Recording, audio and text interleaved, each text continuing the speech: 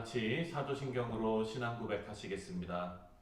전능하사 천지를 만드신 하나님 아버지를 내가 믿사오며 그 외아들 우리 주 예수 그리스도를 믿사오니 이는 성령으로 잉태하사 동정녀 마리아에게 나시고 본디오 빌라도에게 고난을 받으사 십자가에 못 박혀 죽으시고 장사한 지 사흘 만에 죽은 자 가운데서 다시 살아나시며 하늘에 오르사 전능하신 하나님 우편에 앉아 계시다가 저리로서 산 자와 죽은 자를 심판하러 오시리라. 성령을 믿사오며 거룩한 공회와 성도가 서로 교통하는 것과 죄를 사하여 주시는 것과 몸이 다시 사는 것과 영원히 사는 것을 믿사옵나이다. 아멘.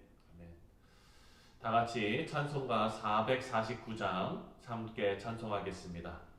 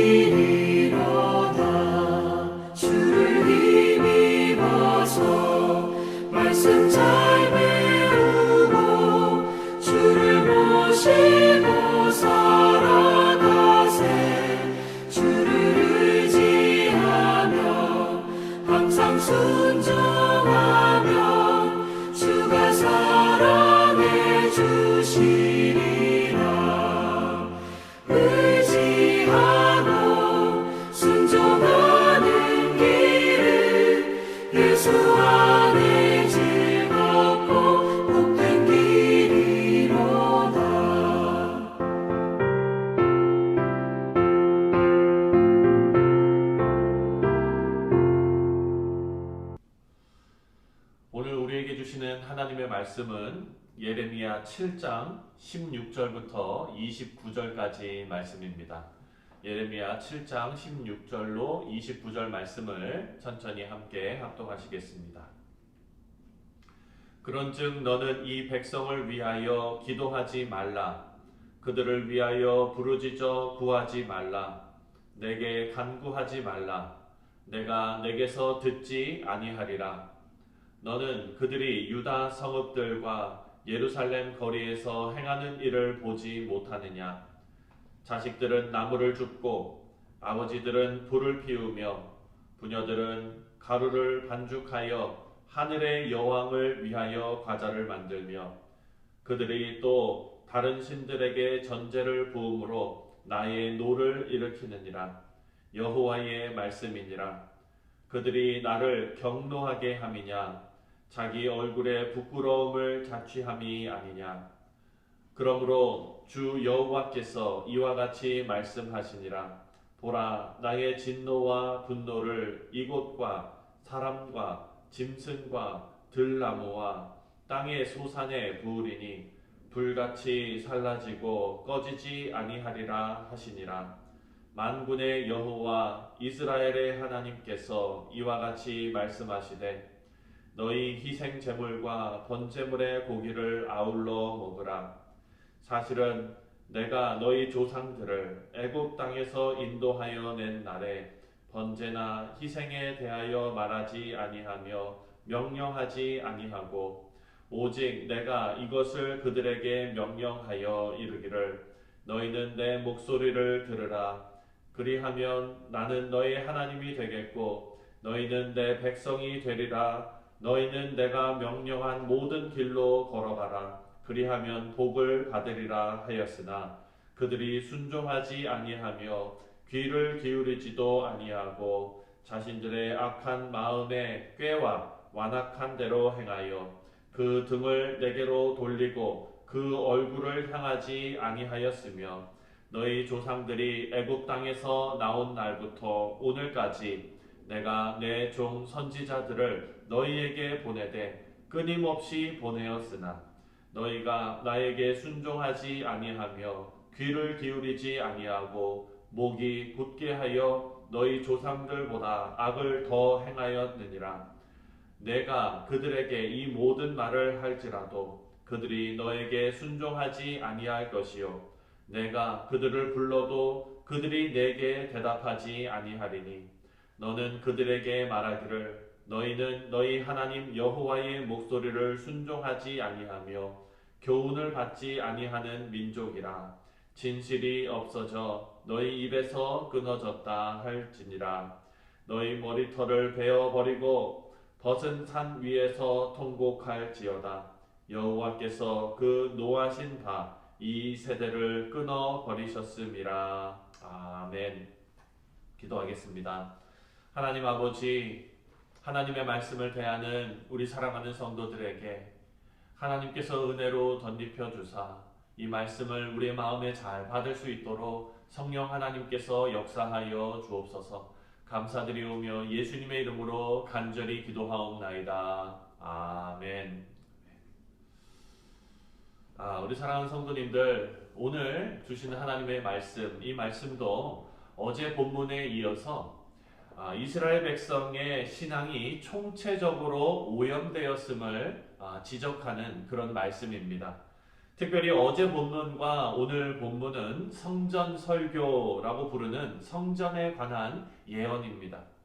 오늘 말씀에서 우리가 충격적으로 받아들일 수밖에 없는 내용은 하나님께서 유다를 심판을 선언하시면서 예레미야에게 중보기도도 하지 말라라고 명령하신 말씀입니다. 16절 말씀을 보면 그런즉 너는 이 백성을 위하여 기도하지 말라. 그들을 위하여 부르짖어 구하지 말라. 내게 간구하지 말라. 내가 내게서 듣지 아니하리라.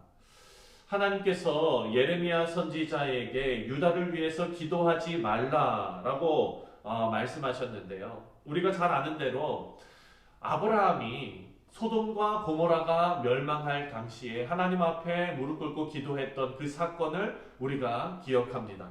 하나님께서는 아브라함의 중보 기도를 들으셨습니다. 그리고 그 기도를 허락하셨습니다. 그리고 요나의 사건에서도 마찬가지입니다. 그런데 지금 유다에게는요, 중보 기도의 기회조차 주지 않으시고 있다는 것이 우리에게는 충격입니다. 여러분, 그 이유는 당시 유다 백성들이 그 어떤 회개의 가능성 혹은 회복의 여지조차 없는 그런 상태였다라는 것을 우리가 알 수 있습니다. 우리 사랑하는 성도님들, 우리가 소망을 갖고 희망을 가질 수 있는 것은 기도할 수 있는 여지가 남아있기 때문에 소망을 갖고 희망을 가질 수 있는 것입니다. 하지만 기도할 수 있는 여지조차 끊어진다면 그것은 정말로 끝난 것입니다. 그런데 여러분, 이 말씀을 우리가 다른 각도로 조금 생각을 해본다면 기도의 중단이 절망의 확정이라면 기도가 계속되는 한 구원과 회복 그리고 소망의 여지가 계속 남아있게 된다라는 말씀이기도 합니다. 여러분, 이 아침에 이 말씀을 묵상하시면서 기도로 하루를 시작하시는 우리 사랑하는 성도님들께서 지금 여러분이 계신 그 자리가 소망의 자리이고 구원의 자리이고 희망의 자리라는 사실을 꼭 기억하시기를 바랍니다. 우리가 평안함 가운데 있고 풍요로움 가운데 있다고 생각이 되더라도 만약에 기도의 자리를 포기한다면 우리 사랑하는 성도님들, 그것은 하나님의 축복과 은혜와 그리고 우리 자신을 단절시켜버리는 그런 일이 될 것입니다. 우리 사랑하는 성도님들의 삶에 기도가 끊어지지 않으시기를 주님의 이름으로 축원드립니다.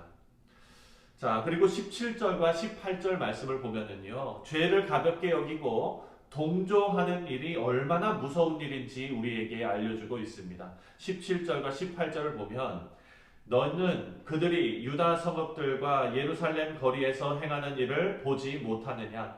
자식들은 나무를 줍고 아버지들은 불을 피우며 부녀들은 가루를 반죽하여 하늘의 여왕을 위하여 과자를 만들며 그들이 또 다른 신들에게 전제를 부음으로 나의 노를 일으키느니라.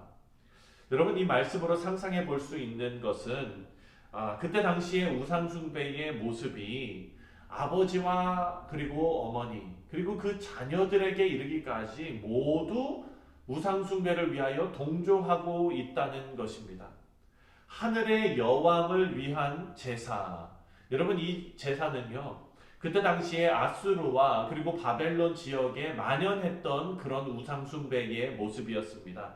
하늘의 여왕은 이시타르라는 이름을 가진 그 여왕을 숭배하고 있었습니다. 그런데 이 사람들이 어떻게 믿었느냐? 그 여왕이, 하늘의 여왕이 모든 사람들에게 좋은 일이나 나쁜 일을 줄 수 있는 그런 권세를 가졌다라고 생각한 것입니다. 그러니까 이 하늘의 여왕은요, 다른 것이 아니라 그들을 구원해 줄 어떤 그런 신, 그들의 어떤 생명을 구하는 어떤 신, 이런 게 아니에요. 오늘 하루 좋은 일 있기를 바라는 거예요. 그러니까 복권 하나 사는 것 같은 그런 느낌. 그렇게 우상숭배를 했던 것입니다. 어떻게 우상숭배가 온 가족, 남편과 아내 그리고 자녀들에게 이르기까지 만연하게 되었을까를 우리가 한번 생각해 볼 때, 우리가 앞으로 또 다음에 묵상할 44장에 가보면은요, 이런 말씀이 나옵니다. 44장 19절을 제가 읽어드리겠습니다. 여인들은 이르되 우리가 하늘의 여왕에게 분향하고 그 앞에 전제를 드릴 때에 어찌 우리 남편의 허락 없이 그의 형상과 같은 과자를 만들어 놓고 전제를 드렸느냐 하는지라.